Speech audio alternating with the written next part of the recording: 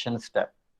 अच्छा, रेगुलेशन में जो है वो हम कहते हैं कि normally we read some lines of regulation in which we say that the carboxylic acid is basically regulated at 3 exergonic steps. हम वर्ड यूज करते हैं एक्सर्गोनिक स्टेप्स, कि 3 स्टेप्स जो हैं वहां पे क्या कहते हैं कार्बोक्सिलिक एसिड जो है वो रेगुलेट करता है। अपनी अटेंडेंस जो है वो साथ साथ मार्क करते जाइए करें जब रिकॉर्डिंग स्टार्ट हो जाती है। अच्छा जी, तो ट्राई कार्बोक्सिलिक एसिड जो है वो क्या है, मैंने लफ्ज यूज किया 3 एक्सर्गोनिक स्टेप्स। ठीक है, आप कहेंगे यहाँ सर यहाँ जो सर्कल किए गए हैं वो कितने हैं, 4 नजर आ रहे हैं। ठीक है, रेड सर्कल जो आपको नजर आ रहे हैं वो 4 हैं, लेकिन मैं बात कर रहा हूँ 3 एक्सर्गोनिक स्टेप्स। असल में ये 4 हैं टोटल रेगुलेशन के, जो मतलब उसके बाद बीटा उसकी पायरोवेट की ऑक्सीडेशन को शामिल करके। ठीक है, लेकिन अगर हम क्रेब्स साइकिल की बात करें तो क्रेब्स साइकिल तो स्टार्ट होता है एसिटाइल कोए के बाद, इसलिए क्रेब्स साइकिल के रेगुलेटरी स्टेप 3 ही हैं मेजर।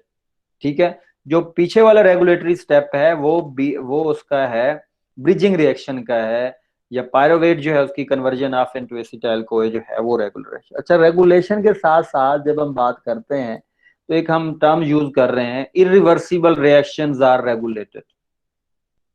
आपको याद होगा ग्लूकोनियोजेनेसिस में और ग्लाइकोलिसिस में भी मैंने आपको बताया था कि जो दोनों रिएक्शन को सेपरेट रिएक्शन कर रहे हैं they are irreversible. Is it clear? किसी को कोई इश्यू तो नहीं है, याद आ गया? तो वो इरिवर्सिबल यस सर। रिएक्शंस है। रिवर्सिबल रिएक्शन में रेगुलेशन नहीं होती। ठीक है, तो यहाँ पे इरिवर्सिबल रिएक्शंस हैं जो कि रेगुलेट हुए हैं, और यहाँ जहां जहां रिएक्शन regulate हो रहा है mean this reaction is irreversible, mean pyruvate is converted into acetyl CoA but acetyl CoA is not converted into pyruvate directly, जो है वो उस तरह convert नहीं होगा। and if you look in this diagram so you can have the फिर यहाँ पे एक और लाइन सेकंड लाइन लिखी, in general the energy charge दिखी। ऑफ कोर्स अगर एडीपी जो है या एटीपी जो है उनकी दोनों की कंसंट्रेशन में फर्क है, मतलब एडीपी ज्यादा है तो रिएक्शन हमें एनर्जी ज्यादा चाहिए, लेकिन अगर एटीपी ज्यादा है तो इसका मतलब है कि एटीपी ज्यादा पहले ही ज्यादा है तो एनर्जी हमें नहीं चाहिए। ठीक है, so that's why for example pyruvate is converted into acetyl CoA, and acetyl CoA जो है यहाँ पे अगर ATP acetyl CoA NADH fatty acid का लेवल ज्यादा है तो वो इस रिएक्शन को पायरोवेट को एसिटाइल कोए में स्टॉप कर देंगे और पायरोवेट आगे एसिटाइल कोए में जाएगा ही नहीं। लेकिन एट द सेम टाइम अगर एएमपी या एनएडी प्लस या कोएंजाइम ए या कैल्शियम जो है उनके चार्जेस ज्यादा, आयंस जो हैं वो ज्यादा हैं, तो then we have basically what we can say then we have acetyl CoA जो है वो फर्दर एनएडीएच और सक्सिनाइल कोए सिट्रेट एटीपी जो है यहाँ पे वो रेगुलेटरी हैं। नेक्स्ट स्टेप में अगर आप देखें तो एटीपी जो है वो रेगुलेटरी है, कैल्शियम और एडीपी रेगुलेटरी है या कैल्शियम है। तो यहाँ पे ग्रीन, यहाँ पे 2 सिंबल चल रहे हैं, एक रेड सर्कल और दूसरा ग्रीन एरो जो कि अप की तरफ है। तो ग्रीन एरो ये बता रहा है कि ये अगर इनकी कंसंट्रेशन ज्यादा होगी तो रिएक्शन जो है वो मूव फॉरवर्ड करेगा, मीन रिएक्शन आगे की तरफ मूव करेगा। लाइक एएमपी हैं या एनएडी प्लस है या कोएंजाइम फ्री ज्यादा हो गए हैं तो इसका मतलब एसिटाइल कोए कम मौजूद है, तो फ्री कोएंजाइम ज्यादा का मतलब एसिटाइल कोए कम है, तो इसका ये हुआ कि रिएक्शन प्रोसीड करेगा towards pyruvate to acetyl CoA. Third step जो है वो for example AMP and NAD plus they will activate this process, लेकिन इसी तरह अगर एनएडीएच का लेवल ज्यादा है, एटीपी का लेवल ज्यादा है तो सिट्रिक एसिड साइकिल को स्टॉप कर। Then the other one is the product inhibition. Product inhibition क्या है? फॉर एग्जांपल सक्सिनाइल को एक प्रोडक्ट है after all these step, alpha ketoglutarate के बाद सक्सिनाइल कोए है, आइसोसिट्रेट के बाद या सिट्रेट के बाद, या तो ये सक्सिनाइल कोए इटसेल्फ जो है वो एक रेगुलेटर के तौर पे काम कर रहा है। और अगर आप पहले स्टेप में पायरोवेट का एसिटाइल कोए में देखें तो वहां पे एसिटाइल कोए जो है वो रेगुलेटरी स्टेप के तौर पे काम कर रहा है और वो उसको इनहिबिट्स कर रहा है, तो that's why we called it the product inhibition. यहां तक कोई क्वेश्चन है तो यू कैन आस्क मी, किसी का कोई क्वेश्चन? सर ये प्रोडक्ट इनहिबिशन वाला दोबारा बता दें। प्रोडक्ट है ना, अगर आप पहले स्टेप में देखें ना तो पायरुवेट कन्वर्ट हो रहा है एसिटाइल कोए में। Is it clear? और वहां पे सर्कल में रेड सर्कल लिखा हुआ है, और रेड सर्कल में लिखा हुआ है ATP acetyl CoA NAD and fatty acid. Mean acetyl CoA इस रिएक्शन को इनहिबिट भी कर देगा। तो इसका मतलब ये हुआ प्रोडक्ट जो रिएक्टेंट था पायरुवेट से एसिटाइल कोए, अब acetyl CoA as a product जो है वो इस रिएक्शन को स्टॉप कर देगा। ठीक है? यस सर, आगे समझ। Okay, thank you. और किसी का क्वेश्चन है? यहाँ पे हम चूंकि रेगुलेशन से आगे फिर मूव कर रहे हैं, टॉपिक हमारा रेगुलेशन इतना था जो आप पढ़ेंगे इंशाल्लाह। किसी को कुछ समझ ना आया हो?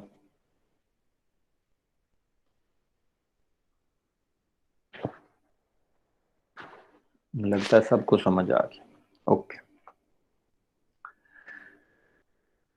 Yes sir. Okay, then we have the anaplerotic reactions. ये वैसे एनाप्लेरोटिक रिएक्शन जो है ना, ये टर्म्स आई है एनाबोलिज्म्स, एनाबॉलिक रिएक्शंस। ठीक है? ऐसे रिएक्शन जो क्रेब्स साइकिल के इंटरमीडिएट में से एनाबॉलिक रिएक्शन की तरफ चले जाएं तो उनको हम कह रहे हैं एनाप्लेरोटिक रिएक्शंस। यहाँ पे आपको ये डायग्राम थोड़ी नजर आ रही होगी, आई होप सो। मैं थोड़ा इसका और भी जो है वो जूम कर दिया है यहाँ पे। इस डायग्राम में अगर आप देख रहे होंगे तो क्या होगा,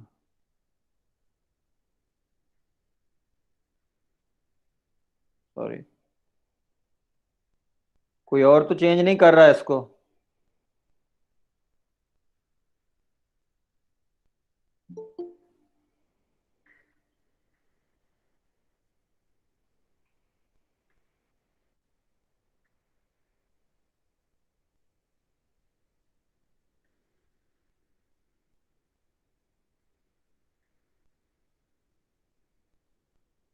हाँ जी, क्लियर है, विजिबल है आप लोगों को? Yes sir. हाँ, जैनब आप अपने यूनिवर्सिटी आईडी से हैं जैनब? अपने यूनिवर्सिटी आईडी से ज्वाइन करती तो मुझे आपको परमिट करने के लिए मुझे उधर जाना पड़ा है। हाँ जी, तो यहाँ पे अगर आप देखें तो 4 एरोज जो हैं वो रेड कलर के नजर आ रहे हैं आपको। कितने? 4। One this one this one, third this one and fourth this one. असल में ये जो रेड कलर के एरोज है ना, these are the anaplerotic reactions. Anaplerotic reactions, and these anaplerotic reactions are basically are like conversion of pyruvate into oxaloacetate। कि ये pyruvate direct एक्सैलोएसीटेट में कन्वर्ट हो सकता है। अगर आपको याद होगा हमने ये जो है वो क्या कहते हैं ग्लूकोनियोजेनेसिस में भी पढ़ा था कि pyruvate can be converted into oxaloacetate. अच्छा, उसके अलावा फास्फोइनोल पायरोवेट जो है वो भी एक्सैलोएसीटेट में कन्वर्ट हो सकता है। और फास्फोइनोल पायरोवेट जो है उसके 2 स्टेप में वो कन्वर्ट होता है। एक है कि फास्फोइनोल पायरोवेट कार्बोक्सी काइनेज, और एक एंजाइम है फास्फोइनोल पायरोवेट कार्बोक्सिलेज। और जो फोर्थ यहाँ पे एनाप्लेरोटिक रिएक्शन है वो malate is converted, pyruvate is directly converted into malate. ये भी हमने पढ़ा था जब हमने माइटोकॉन्ड्रिया के अंदर 2 पाथ से मेंशन किए थे, जो अल्टरनेट पाथ। अच्छा अच्छा, ये एनाप्लेरोटिक रिएक्शंस के बाद क्या होता है? अच्छा, बाद में ये है कि देयर आर डिफरेंट इंटरमीडिएट्स जो कि इस रिएक्शन से सिंथेसाइज हो रहे हैं। So we can say that from Krebs cycle there are the synthesis of some metabolites which are very important or they are involved for the synthesis or something else। वो कौन कौन से हो सकते हैं? फॉर एग्जाम्पल एक्सैलोएसीटेट का phosphoenol pyruvate में convert होना, और फास्फोइनोल पायरुवेट से ग्लूकोज बन सकता है। ग्लूकोज के अलावा जो है वो सीरीन बन सकती है, glycine, cysteine, phenylalanine, tyrosine, tryptophan. These are the different amino acids जो कि किससे बने हैं? फास्फोइनोल पायरुवेट से। ऑक्सैलोएसीटेट से भी डिफरेंट जो है वो अस्पार्टेट, अस्पार्जिनिन, अमाइनो एसिड भी बनते हैं, और न्यूक्लियो जो बेसिस हैं, पायरिमिडीन बेसिस जो हैं, वो भी सिंथेसाइज हो सकते हैं ऑक्सैलोएसीटेट से। So they are aspartate, asparagine and pyrimidine. Alpha ketoglutarate जो है उससे ग्लूटामेट बनता है, ग्लूटामेट से प्यूरिन्स बनते हैं, आर्जिनिन, प्रोलीन, ग्लूटामिन्स बनेंगे। और फैटी एसिड जो है उस जो है वो सिट्रेट जो है वो फैटी एसिड की सिंथेसिस में भी जा सकता है। That's why we call this reaction anaplerotic reaction, क्योंकि ये इनको रेगुलेट कर रहे हैं। अगर सिंथेसिस जो है रिएक्शन जो है वो जा रहा है एंड मेटाबॉलिक सिंथेसिस की तरफ जा रहा है, तो पायरुवेट मैलेट में कन्वर्ट हो जाएगा, मैलेट एक्सैलोएसीटेट में, एक्सैलोएसीटेट फास्फोइनोल पायरुवेट में, जिससे ग्लूकोज बनेगा, सीरीन बनेगा, ग्लाइसिन बनेगा। So these were the different reactions. That's why we call these reaction as a anaplerotic reaction.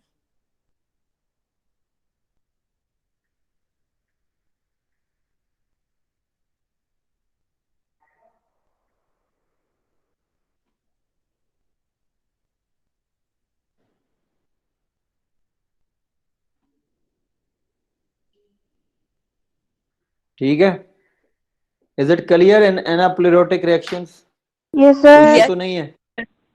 Okay, सो ये जो 4 रिएक्शंस हैं, इनको दोबारा टेबुलेटेड फॉर्म में भी मेंशन किया गया है। एनाप्लेरोटिक रिएक्शन पहला है पायरुवेट का कन्वर्ट होना एक्सैलोएसीटेट में, पायरुवेट कार्बोक्सिलेज है।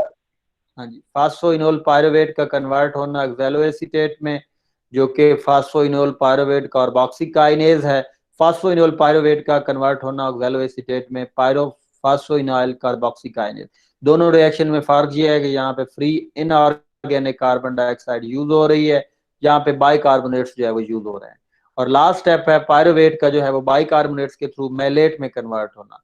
आपको पता है मैलेट भी 4 कार्बन है, एक्सैलोएसीटेट भी 4 कार्बन है, और इसलिए ये जितने भी रिएक्शन है, ये जो 3 कार्बन पायरुवेट है, ये फास्फोइनोल पायरुवेट है, all these reaction are 3 carbon molecule, that's why they are going to fix 1 carbon dioxide either in the form of bicarbonate or inorganic carbons, और वो उनकी टिश्यूज डिफरेंट हो सकती हैं। फॉर एग्जांपल पहले वाला रिएक्शन लिवर और किडनीज में हो रहा है, दूसरा रिएक्शन जो है वो हार्ट एंड स्केलेटल मसल्स में हो रहा है, और तीसरा रिएक्शन जो है वो हायर प्लांट्स और यीस्ट एंड बैक्टीरिया में हो रहा है, और जो हमारा फर्दर जो है वो फोर्थ रिएक्शन है वो हो रहा है widely distributed in eukaryotes and prokaryotes जो है उनमें उसकी वाइडली। सो एग्जांपल जो है विच यूज्ड इन बायोटीन, और आपको याद होगा हमने ये पायरुवेट कार्बोक्सिलेज ग्लूकोनियोजेनेसिस में भी पढ़ा था, जिसमें बताया गया था कि वहां पे बायोटीन यूज किया जाता है एज ए कार्बोक्सिलेशन रिएक्शन के लिए, जो कार्बन डाइऑक्साइड को फिक्स करता है, और उसको हम विटामिन B7 भी कहते हैं, उसका कोफैक्टर जो है। और क्या कहते हैं, दूसरा हमने एक डीकार्बोक्सिलेशन का रिएक्शन था, वो था थायमीन पायरोफॉस्फेट, विटामिन B1 और विटामिन B7 जो है ये कार्बोक्सिलेशन रिएक्शन करता है। Is it clear? Okay, thank you. Yes, sir. तो उसके बाद जो है वो अगर हम फर्दर जो है वो चलते हैं, ये वो कार्बोक्सी पायरुवेट कार्बोक्सिलेज का रिएक्शन का जो है वो मैकेनिज्म बताया गया है। Just for your understanding you should have to learn from these mechanisms. जो है वो आपको आइडिया होना चाहिए कि किस तरह जो है वो कार्बोक्सी काइनेज जो है फास्फोरिलेशन फिक्सेशन करता है, और कार्बोक्सी काइनेज की फिक्सेशन जो है वो इज फॉर एग्जांपल अगर आप इसमें बाइकार्बोनेट्स को देखें या फ्री, यहाँ पे जो है वो और एटीपी था, तो एटीपी के साथ पहले बाइकार्बोनेट फिक्स हुआ, बाइकार्बोनेट एक्टिवेट हो गया when is with free phosphate, तो इसको हम कहते हैं कार्बोक्सी फास्फेट कह रहे हैं। ठीक है, तो कार्बोक्सी फास्फेट जो है वो एक्टिवेटेड है, और ये कार्बोक्सी फास्फेट जो है वो नेक्स्ट स्टेप में कार्बोक्सी फास्फेट जो है वो अपना CO2 जो है उसको इसके साथ जो है वो दूसरे एंड पे बायोटीन जो है वो फास्फेट जो है वो फ्री हो जाएगा, और ये कार्बन डाइऑक्साइड जो है वो CO2 जो है वो एक्टिवेटेड CO2 बायोटीन के साथ बाइंड कर जाएगा। बायोटीन के साथ बाइंड करने के बाद जो है वो क्या कहते हैं इसको, नेक्स्ट स्टेप में ट्रांसफर ऑफ कार्बोक्सी बायोटीन जो है टू सेकंड कैटालिटिक साइट्स, तो CO2 is pass to second active site for reaction with pyruvates. अब पायरोवेट आएगा तो पायरोवेट इसके साथ जो है वो क्या कर जाएगा, रिएक्ट कर जाएगा, जिससे ये 3 कार्बन मॉलिक्यूल जो है पायरोवेट का वो कन्वर्ट हो जाएगा नेक्स्ट स्टेप में 4 कार्बन मॉलिक्यूल्स के साथ। ठीक है, तो आज जो है वो हमने जो रिएक्शन पढ़े हैं, दोनों रिएक्शंस जो कि एक है कि फैटी क्रेब्स साइकिल जो है उसकी जो है क्या कहते हैं रेगुलेशन क्या है, और रेगुलेशन में ऑफ कोर्स जो इम्पोर्टेंट स्टेप्स हैं वो 4 स्टेप्स हैं, जिनमें से 3 जो हैं वो क्रेब्स साइकिल के अंदर मौजूद हैं। फर्स्ट वन जो है वो पायरोवेट का एसिटाइल कोए में मौजूद है। अगर आपसे क्वेश्चन ये पूछा जाता है कि have only to manage only you should have to put the जो है वो रिएक्शंस जो हैं उसमें आप क्रेब्स साइकिल के जो रेगुलेटरी स्टेप मेंशन करें, तो you should have to only mention these 3 steps, जो कि एसिटाइल कोए के बाद सिट्रेट सिंथेज का है, आइसोसिट्रेट डीहाइड्रोजिनेज का है, और अल्फा कीटोग्लूटारेट डीहाइड्रोजिनेज का कॉम्प्लेक्स है। लेकिन अगर हम आपसे ये कहते हैं कि पायरोवेट जो है उसकी जो है वो ऑक्सीडेशन एंड क्रेब्स साइकिल के जो रेगुलेटरी स्टेप्स हैं उनको मेंशन करें, तो फिर आपको कंप्लीट जो है वो मेंशन करना होगा पायरोवेट का एसिटाइल कोए में, और एसिटाइल कोए का फर्दर जो है वो सिट्रेट में, और फिर सारा स्टेप्स जो है। अगर ये पूछा जाए कि पायरोवेट का एसिटाइल कोए में जो है वो प्रोडक्ट इनिबिशन कौन सी है, तो वहां पे प्रोडक्ट इनिबिशन जो है वो एसिटाइल कोए है। और अगर आप कीटोग्लूटारेट और सक्सिनाइल कोए का स्टेप्स की बात हम करते हैं, तो वहां पे प्रोडक्ट इनिबिशन सक्सिनाइल कोए है। और ये सक्सिनाइल कोए प्रोडक्ट इनिबिशन अल्फा कीटोग्लूटारेट से सक्सिनाइल में भी है, और एसिटाइल कोए से सिट्रेट में भी है। तो ये चूंकि इन तीनों स्टेप में एनर्जी प्रोड्यूस हुई है 2 स्टेप्स में, और इसलिए जो है वो सक्सिनाइल कोए के तक जो है वो अगर एनर्जी प्रोड्यूस हो जाती है, तो आगे तो एनर्जी कम प्रोड्यूस हुई है, एक NADH प्रोड्यूस हुआ है, क्या FADH2 प्रोड्यूस हुआ है, तो इसलिए ये सक्सिनाइल कोए उसको पीछे से भी जाके इनहिबिट कर सकता है। तो इट्स मीन कि हमने रेगुलेशन की बात की, रेगुलेशन के बाद जो है वो हमने क्या कहते हैं उसकी बात की, एनाप्लोरोटिक रिएक्शन की, और एनाप्लोरोटिक रिएक्शन जो है वो के अलावा ये एक केस स्टडीज थी जैसे आपको लिए, just for example Daniel plan to enter the mister Colby contest and want to get jacket. He has begun adding new eggs to his diet and is up to dozen a day. Unfortunately, he has been experiencing lactic acidosis during his weight training and hypoglycemia between the meat. What is up with the Daniel? आप जो कि nutrition के students हैं, तो आप इसके बारे में जो है वो सोच सकते हैं कि डैनियल के साथ ऐसा क्यों हुआ, और डैनियल ने जो है वो लैक्टिक एसिडोसिस जो है वो स्टार्ट क्यों हो गई। कोई आइडिया आ गया या नहीं?